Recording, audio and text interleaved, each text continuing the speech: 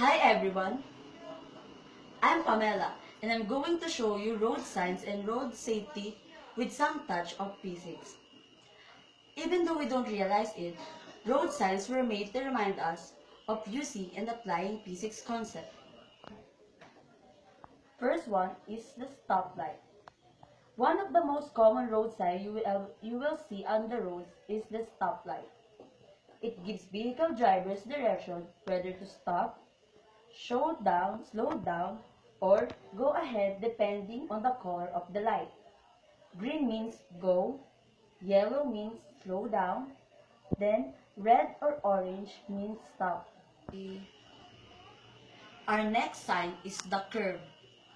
When you see signs like this, the drivers are alarmed that they have to reduce the speed of the car.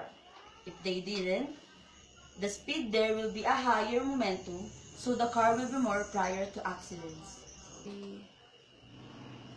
Let's now proceed to road safety tips, of course with some touch of basic concept.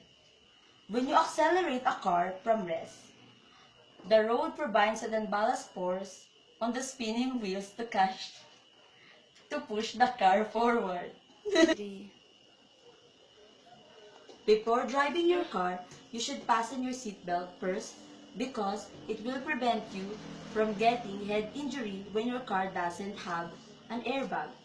Because in physics, seatbelts provides the unbalanced force that brings the person from a state of motion to a state of rest. Next, before driving your car, you should first check the brakes because it will be more convenient for you when you're traveling. A driver must apply the brakes to compensate for the inertia gravity creates as a car goes downhill. Last but not the least, the most important one, pray before and after driving. It's just basic, without physics. Have a safe trip, everyone!